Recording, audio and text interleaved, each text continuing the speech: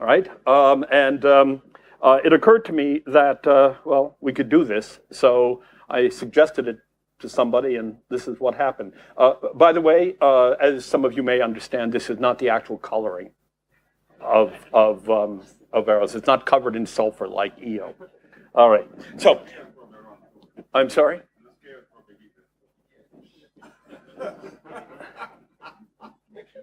Well, it's certainly not 1-to-1.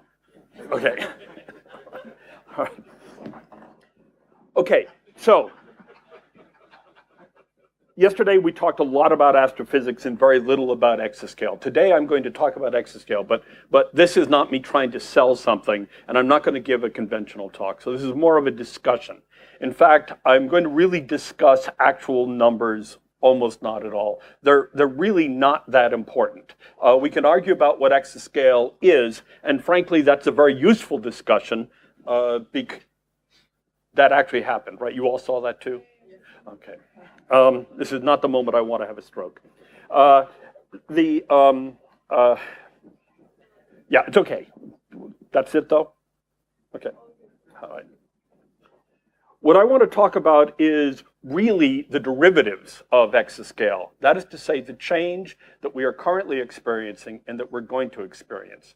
And I would say if there's a simple conclusion, whatever you think exascale ultimately will become, it isn't now, not just in scale, but in the form that we're using. What I hope to present is to you is a collection or a set of abstractions that will ultimately provide the guiding principles for what will be future exascale machines. And I will try to explain what the motivations for that is. Let me start with a cautionary tale. Since we're talking about making it to what just happened? You're fooling with me, aren't you? I'm amused too. Hello, test? No. The other. Hello, test? No. Computer? No. Okay, I can stand up. Test. Yeah, for how long? So let's take a look backwards for a second and look at the first quote-unquote petaflops machine, because it begs the question, we don't know what an exascale machine, what was an petascale machine? And this is the thing we have to be very careful about. Petascale machine was a 1 petaflops Linpack Armax operating point. And if you want a Linpack machine, guess what you're going to get? A Linpack machine, which we did. The Department of Energy spent an ungodly amount of NRE to build a machine made out of Game Boy or PlayStation, or these were cell chips, because they knew this was going to be the wave of the future. And if you have kids that play those machines, yes, that probably is the wave of the future. If you do supercomputing, it's not the wave of the future. This was a one-off. Couple of other little toy machines that people wanted to get into, and that was it. It's just been decommissioned within the last year. I don't know what landfill it's in. And to the very hardworking people who actually contributed to it, they managed to get useful cycles out of this machine against mission-critical applications. I don't want to make it suggested it only did that, but it wasn't necessary.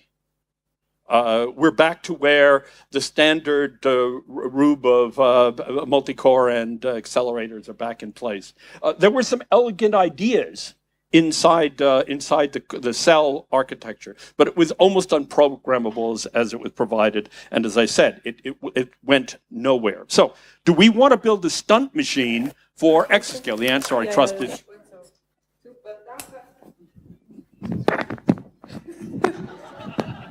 This is Earth.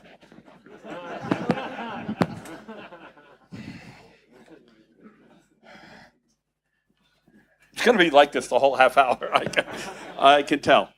Oh, I guess that meant that it worked again, right? Any of you ever read the Peanuts cartoons and there's Lucy holding the football? And I'm Charlie Brown. Okay, should we do this again? Mm-hmm.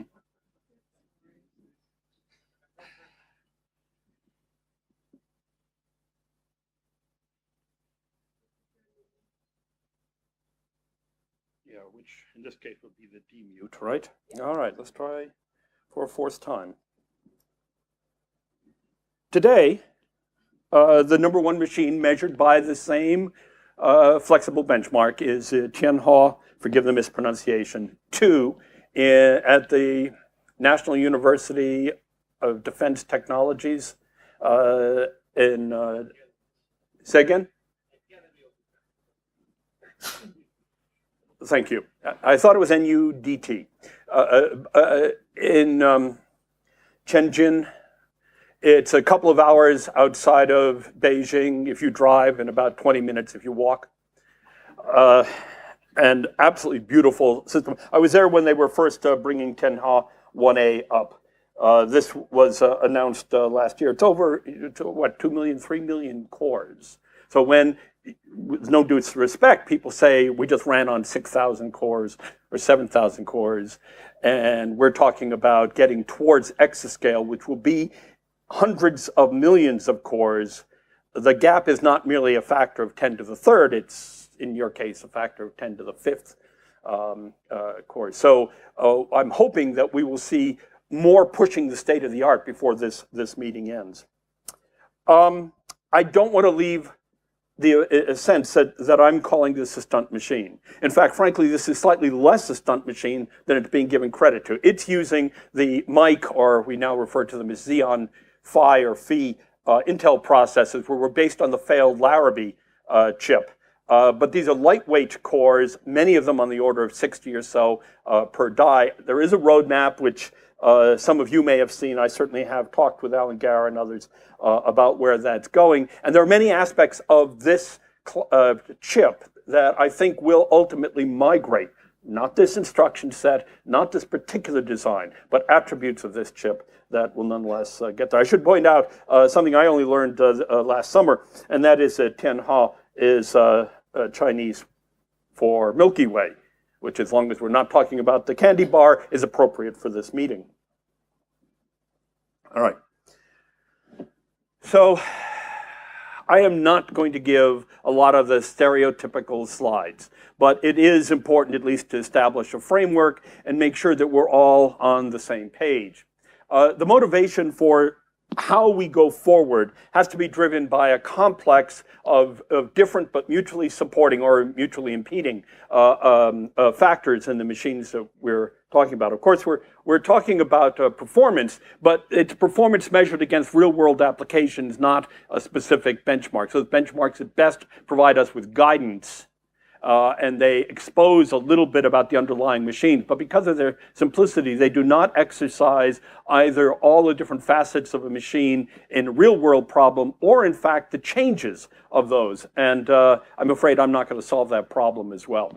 We're motivated to take advantage of an aspect of computing that largely we have not done over the last 20 years, and that is the opportunity to use dynamic adaptive techniques to improve both efficiency and scalability.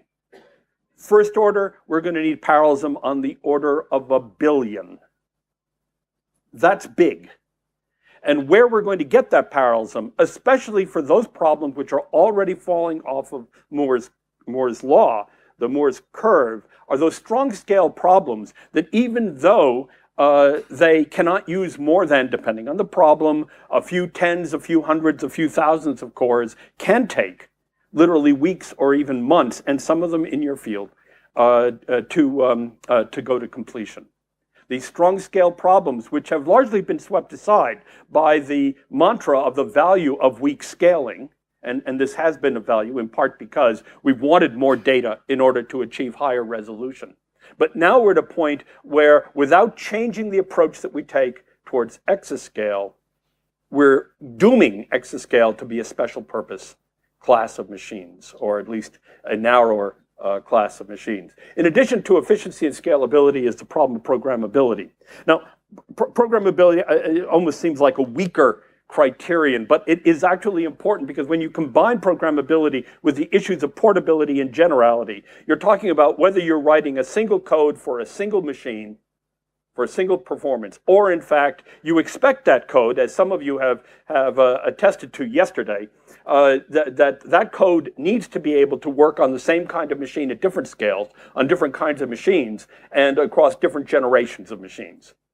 This is non-trivial, and the programming methodology that's been suggested by more than one of you, sometimes implicitly just on this slide, is, oh, we're going to use some version of MPI, and we're going to throw OpenMP into that. And by the way, of course, there will be either CUDA or OpenCL or OpenACC. And then you say you're doing this because you don't want to change. All right? Think about that. All right. Also, power, energy, and reliability. I point out that in a working machine, power and energy are different things. Yeah, I know, which one's a derivative of the other with respect to time. But in terms of the practical implications, it's different. And I won't say much more about this, but the issue is that power imposes boundaries. There's an irony here that if you actually, through greater efficiency, reduce the execution time, across a major parallel machine, you reduce the execution time by increasing the efficiency, which turns out to also increase the efficiency in energy. You may, in fact, be increasing the power. So reduce the energy, and you can't do it because it increases the power. This is the power into the total system. Your T&D system may not provide it, or this is the power into an individual chip. You know, you guys have dark matter. We have dark silicon. We have to choose which transistors we want to flip or flop at any particular time. That itself may actually drive us towards a different form of system structure, one in the past referred to as PIM processor, and memory more frequently as embedded memory processors. Not because that's the best way to use the logic, but because the memory doesn't use up nearly as much power as the logic does. So it's better to use the dark silicon for something like storing bits than to do nothing for it. Okay, you saw once or twice one of the iconic diagrams was thrown up showing you the trends. So I didn't want to throw up the same diagram. Yes, I have it. This comes from Peter Kogi, professor, University of Notre Dame. He chaired under the then DARPA's Exascale activity, the Exascale Technology Project a few years ago. He chaired the study group that lasted almost a year. And here are some plots brought up to date just to the last few months that showed the trends. These are the few top machines on the top 500 list with respect to clock rate. Okay. How do we get performance in the last 30 years? I don't know if that was an exaggeration, but roughly speaking, the answer is two ways. We got faster processors, and then we used them together.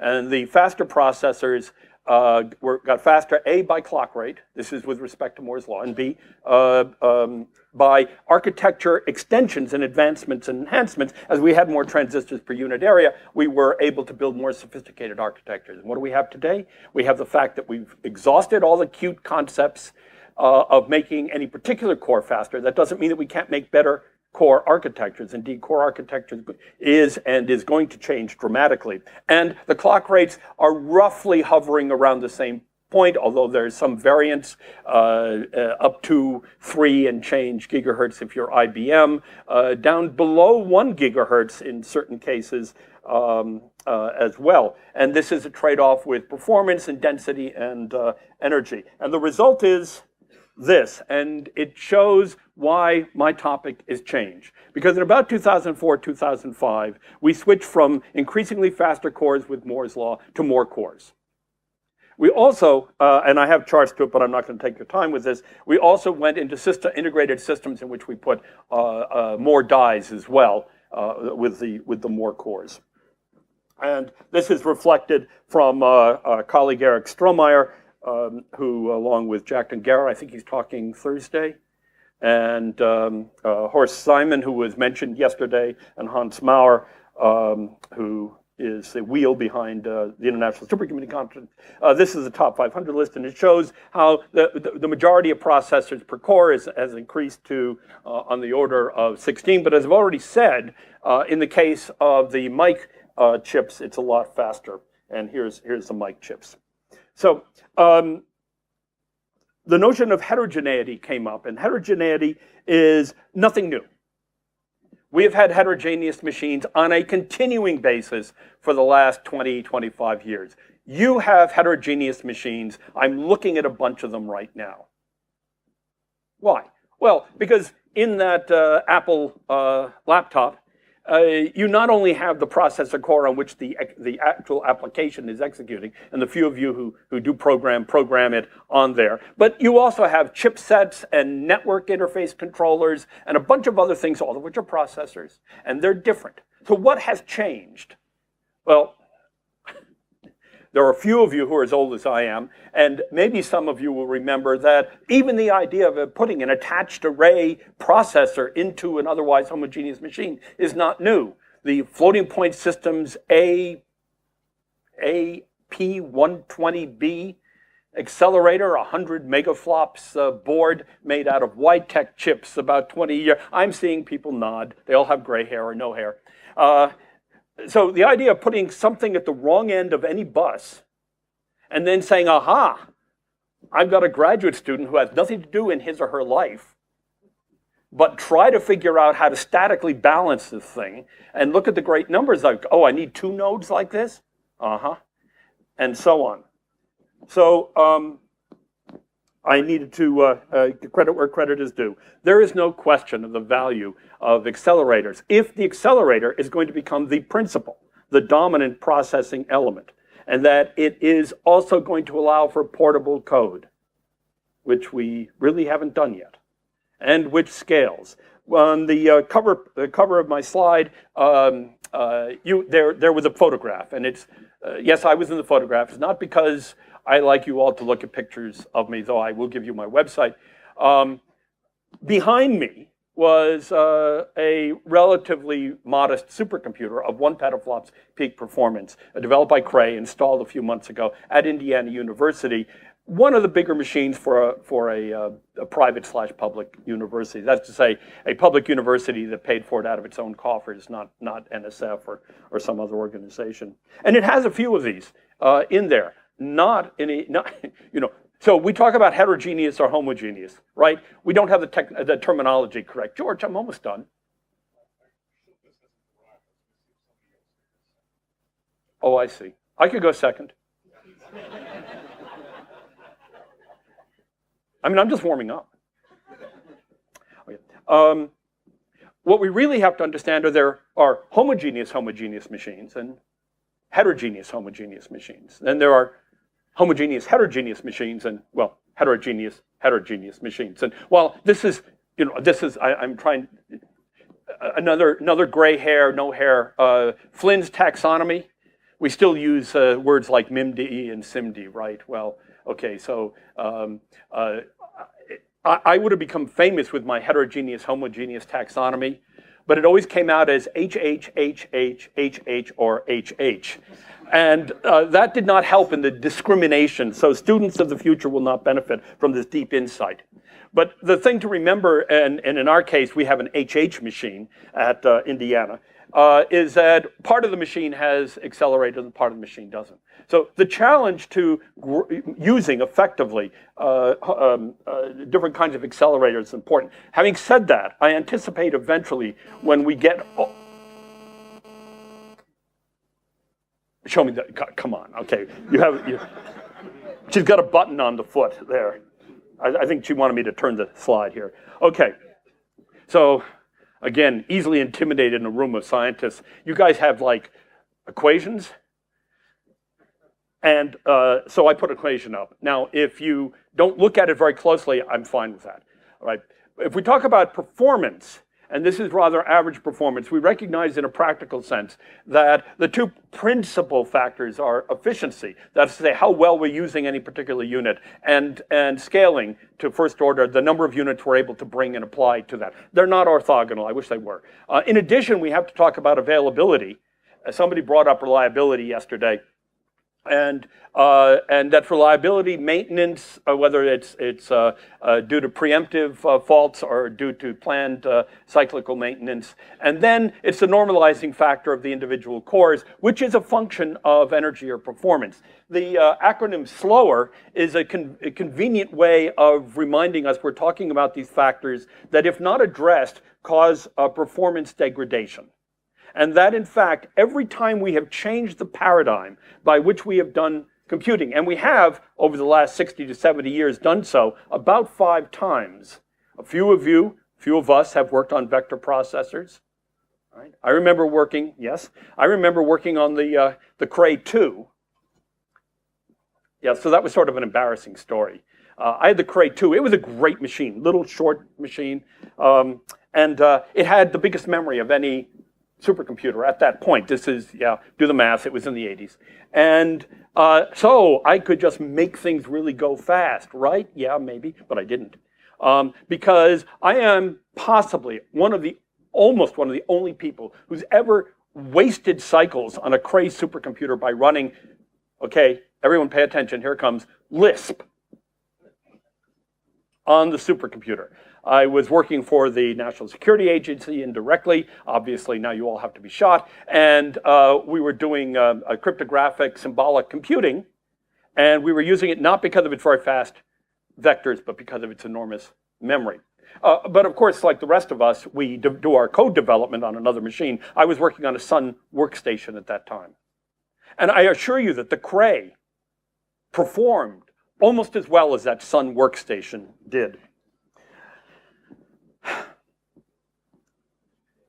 The key factors, and this is the idea that I want to convey to you, is that within SLOWER, the 4 factors, starvation, the idea of latency, which is distance, usually measured in time to some remote or not so remote resource, the overhead, which is used to do the work you wish you didn't have to do and you wouldn't have done on a sequential machine in order to manage the resources and the parallel tasks, and the waiting that occurs when there's a resource that is being shared. George is looking much more comfortable because Thomas Schultes is standing in the back of the room.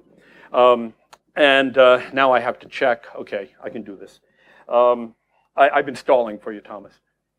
All right. This waiting, you're familiar with waiting for contention in terms of bandwidth, memory bandwidth, bank conflicts, and even occasionally inadequacy of availability of ALUs. It's how we address those 4 factors that determine the underlying paradigm that we need to choose. And if there's one thing you will recall from this talk, it's that we are again in a position where we are attempting to address those 4 underlying factors. And guess what? At the moment, we don't know how to, given where Moore's law is taking us eventually as we approach but may not reach nanoscale technology. There's another characteristic that's worth mentioning, and that is the increased uncertainty in the order or flow of the work that we're performing over, relatively speaking, ever increasingly scaled systems. Right? This asynchrony and this ability to adapt to asynchrony in an event-driven fashion is key to the future. Somebody mentioned yesterday Codesign, said it's a popular term. Well, so I bought into it. It took me a little while. I had to suddenly realize that there's no point in building a computer unless you can get an applications programmer to work on it. I, like other computer scientists, didn't think that was terribly important. In fact, as a good system administrator, the only good computer is one that's not being used. But Codesign allows us to understand the mix and the behavior, the demands, the requirements, and what the complex optimality space is. And so by understanding from the application side and from not just application to systems, but the interoperability and the design between the different component layers of the system, that only in that fashion can we work. Now if you designed every piece with every other piece and try to do the pairwise optimality, that's an order n squared design complexity. But if in fact there's an underlying paradigm, an underlying model to which every layer has to contribute, and that's developed in order to respond, A, to the requirements of the applications, and B, to those 4 factors of starvation, latency, overhead, and waiting for contention, then it's an order n design complexity space. That's an oversimplistic statement, but it's a rough approximation, that's correct. And the cross-cutting theme, the cross-cutting model, is referred to by some as an execution model. And let me be absolutely blatantly honest, that's a controversial statement. And very, very good people don't understand why one even bothers to talk about this. Truth in advertising here. And the reason you talk about it is because without it, any machine that we develop in the future will be ad hoc, will be difficult to program, and will not be portable. And therefore, ultimately, will neither be economic, and therefore available, or frankly useful for your science. So let me briefly introduce an experimental execution model that in fact integrates ideas, many of which go back 20, 30 years. So there's much prior art in one form or another, although the specifics of the synthesis, the integration of these ideas is probably unique. I'll also point out that there are a number of other groups internationally that are working on aspects of that. I'm most familiar, sadly, in the work being done in the US, but very much aware of similar work being done in Japan and in Europe. There are basically 4 ideas that, and this is a slightly oversimplistic place, but I don't think you'll be uncomfortable with any one of them at a time. The first is a global address space. Now, all your problems are global address problems, with the exception of the ensemble computations. Your applications may treat them as distributed memory problems, but your brain thinks of them as a global address space, as one large set, again, with the exception of ensemble computations. The reason for exposing and expressing the notion of global address space is, first, if you actually want to do an access to some data, and I'll end with one very brief slide giving an example by work of one of my colleagues that takes advantage of this, then the best way for a compiler to do the right thing or a piece of hardware is to know what you actually want. And doing a load or store, the equivalent, is best if you ask for it rather than build a piece of code through some kind of sends and receives and collective operations and so on. Next is I don't know why, okay. The next is the notion of message-driven computation. Message-driven computation goes back to, I believe, the actors model and the data flow models that started in the 1970s and on. Active messages are probably the best known version of that, early 1990s from UC Berkeley, and many other versions. I think about that time, Bill Dally built the J machine, which actually had hardware support for message-driven computation. Message-driven computation allows you to move the work to the data rather than always having to do a gather to move the data to the work. And sometimes you actually want to move the data to the work. It's the right thing to do. There's one word out there and you want to bring it in. But often you don't want to be plagued by the static allocation of flow control physically on any particular processor chip, processor core, node. Rather, you'd like to be able to abstract that flow control and be able, if there's a block of data over here on the other side of your computing universe, to be able to move that flow control and do that work. This reduces the amount of communication, sometimes dramatically. It reduces the amount of latency you have to experience. A side effect to that, not just time, but it's also energy. The notion of, I don't even have multi-threading is at the top, excuse me. So multi-threading, friend Burton Smith probably gets credit for this back in the late 1970s and 1980s with the MTA, the multi-threading architecture. He certainly won the Eckert-Mockley Award and the Cray Award for his profound contributions in this regard. Multi-threading, when combined with message-driven computation, is able to give you to a degree effective non-blocking of hardware resources, even when the abstraction of the computation has to be blocked because of some form of a service that has not been completed. And those two combined, now in the case of Burton, he used the multi-threaded architecture within the space of an UMA, or uniform memory access architecture, that really had a side effect, which was really very impressive and is being used even to this day under the Cray XMT for big data problems, because it provides a tremendous amount of use of the bandwidth. But it alone was inadequate for the purposes of very large and increasingly large systems, and that's where the combination of multi-threading with message-driven computation comes in. Data-directed execution is perhaps one of the more innovative aspects of it, although frankly, at least the term in a slightly different, nuanced way goes back to the 1980s as well. Data-directed execution merges the idea of data parallelism and control parallelism into a single thing. It's when the parallelism is not known at compile time because it's dependent on the data structures, the actual data on which you're going to operate. And we've had great discussions about very large sets of data on which we have to perform. Well, that's organized in many times, not always, in large, inhomogeneous, irregular, and sometimes time-varying graphs.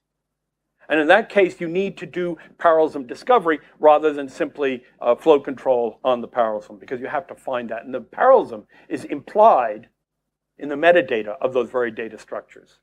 And so data discovery you can do with message-driven computation and multi-threaded. And is there something else? Oh, I already talked about the shared namespace. All right, one little other thing, this diagram shows that, annoying, that a difference, and maybe this is a difference without a distinction, but some people really get angry about it. So in order to get some emotional reaction from all of you. So ParalleX processes, like conventional processes, including MPI processes, are containers. They are contexts with which in state and operation are performed. In the case of ParalleX, the context, that which is contained, is somewhat more dramatic. It has multiple threads that are running simultaneously. You say, no difference. MPI, I can put OpenMP in there, so maybe that's not a big deal. Yeah, but in the case of ParalleX, the processes can span multiple nodes. They can actually do distant or asynchronous computation within the process. That really gets very good people very upset occasionally. Okay, I have actually described, I think, just now, some of the motivation for these different constructs as they relate to the factors starvation, latency, and overhead. I want to say one other thing about overhead, though, and that is that overhead is not just wasted time. It is wasted time, it's wasted cycles, it's wasted energy, but it has another nasty little insidious aspect of it, and that is that the amount of overhead that controls threads, and this is not dependent on ParalleX per se. It's a fundamental property of parallel computing, a property that many people who should know better don't, is that the overhead actually limits the amount, the fineness of the granularity of the parallelism that you can effectively execute.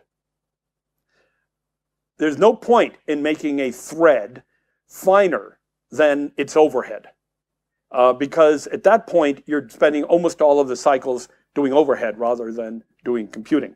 And I think that's intuitively obvious. In a fixed size problem, however, this means that there's an upper bound in the parallelism that you can effectively exploit. This means no matter how much hardware you throw at a strong scale problem, there is an asymptotic upper limit in the performance that you can get, no matter how much money, no matter how much power you throw at it. And this is really fundamental. So when I said these things were not orthogonal, there was a reason for this. I've already discussed this. I guess I've discussed that. I'd like to just say a little bit more detail about multi-threading. We don't even call these things threads. We call them compute complexes because, after all, why take a simple field and keep it simple? Let's make it more complex.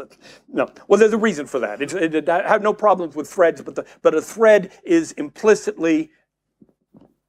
I got 5 more minutes. That's why I stand up, is to let you know you have 5 minutes to the end. But I don't have any questions. Okay. All right. Let me talk about threads, and then I'd like to show you a not-so-great movie and finish. So here's the issue. A thread gives a sense that we're talking about sequential execution, and there's every reason for that. That's the way it's been used. But the truth is that internal of any localized compute object, there's fine-grained parallelism. We sort of largely forget about it, and we hide it under the instruction level parallelism rubric and let the compilers take care of that. There was a time when papers would come out from such universities, you have to go there. Stanford, I can remember, I'm from MIT, right? That said, there's 1,000-way instruction level parallelism. Monica Lamb, thank you very much. Brilliant scientist, but like too many of us, none in your field, of course, went looking under the lamppost. And when you do that, you're going to find the answer you want, right? Or you're going to change your lampposts. Well, the actual numbers across a broad range of problems is somewhere, and I'm being too kind, between 0.5 and 2 is the ILP, and it's really more like 0.75 and 1.5 or 1.7. So, but there's an underlying factor, and that's the actual data flow model, which the compilers try to use in their analysis. And so there's the notion of a complete data flow structure within an individual thread. And others are pursuing such a thing, a little bit more purist, something called codelets. Among others, my colleague Wang Gao at the University of Delaware, working with colleagues at Intel on various codelet models, a little bit more functional in notion, but many of the same ideas. Other thing about threads, complexes, I should say, in terms of ParalleX, is that we treat them as first-class objects. Others do not do this. And one of the important consequences is that when a thread suddenly, complex is blocked for, I'm doing a request to my teletype. Okay. Yes, I used teletypes when I was a graduate student, or a tape drive. When there's a really long time that you want to wait, you not only don't want to use up your ALUs and your program counters and the piece of hardware, you don't even want to use up the memory space needed to manage your runtime system. You really want to retire this thing, but still be able to get it back. And when you do so, the thing becomes a synchronization object. A thread morphs into a synchronization object and can morph back. This is a powerful underlying concept. And this is a state diagram that shows all that, and I'm sure you're dying to understand it, so I'm going to disappoint you. I've already talked about these, and we built it. We continue to build them, and then we build them again. There's HPX3, HPX4, and HPX5. HPX3 is available, open source, online. It's semantically correct, though not complete. In some cases, because it's C++ and the Boost library, some of you will smile, some of you will hiss. Performance is not always optimal. HPX5 is being developed in C, and we're seeing advantages. Okay, so I finish up my last couple of minutes by just showing you just a little bit having to do with some astrophysics computations. I didn't do it. I don't have enough time to describe it, and if I did, I'd just stand here looking like an idiot because I am. Some of you mentioned, so I pulled this up, Gadget. We were talking about Gadget. And here is just taking the MPI implementation of Gadget and instrumenting it. And this shows you where efficiency goes, or that efficiency goes. The blue means nothing's happening. The red means it's happening. This is a standard bulk synchronous parallel. We wish we didn't have all that blue. The purpose of ParalleX is to get rid of that blue. Now, unfortunately, I should then show you a slide that does that, but I can't. But I can show you a different slide under, these are just slices out of execution profiles of Lulesh, which is a hydrodynamics code, not irrelevant for the purpose of this community. On your left is a standard MPI implementation. Yes, the white is not good. That's where the communication, the synchronization of barriers are taking place. On your right is the implementation under HPX. HPX being the runtime system for ParalleX, in which we're able to get rid of almost all of that red. Now here's the one movie. It's very short, George. These are, this is an, okay, there we go. This is an implementation of an adaptive mesh refinement problem. Lots of nonlinearities, lots of dynamics and irregularities. These are purported to be two neutron stars. They're really just high density gravitational domains. And this is the execution where ParalleX is adaptively moving in and out of the higher refinement grids that it's creating. And the reason for showing you that is, although a slightly simpler application, this shows you one of the key ideas, whether it's ParalleX or some other that we have to do, and that is getting away from this bulk synchronous parallel and moving to a point where the phases overlap. Not just to hide the computation from the communication, overlapping them, but rather to hide multiple phases, to overlap multiple phases where the computation permits. What that does is, yes, I know, almost there. One more slide, okay. Except like everyone else now, I have to switch back my context here. This overlapping gives you more parallelism, and this is a slightly simpler problem. This is just a a pulse, a gravitational pulse in a medium, so it comes out sort of like a pebble in a pond, and so it has a radial behavior. But what you see is the physical actual simulated time, that's the wall clock time. Draw a vertical line up there, and what you're seeing is that different parts of the simulation time, depending on where you are occurring at the same time. And so we're able to get much more parallelism. And the last slide that I have is, this is about a simulation of a single neutron star looking at the resonant frequency. And here, people were mentioning equation of state tables. Well, the normal technique, and maybe some of you don't do this, is to copy the same table into every node of an MPI implementation. Well, as you have a bigger table, a more accurate table, you're able to get better resolution. This particular question was, what is the resonant frequency of a neutron star? Okay. I don't understand neutron stars, but I'm an electrical engineer. I understand resonant frequencies. And so by simply being able to spread the table over a shared namespace, big machine, as opposed to copying the same thing over and over, a much bigger table of state. And as a result, and this was presented last April at some meeting that some of you were probably at, and I don't even remember, the number seems to be about 800 hertz. Well, I wouldn't have guessed one way or the other. And that's, given the performance yesterday, I think I got pretty close to on time. Thank you all very much.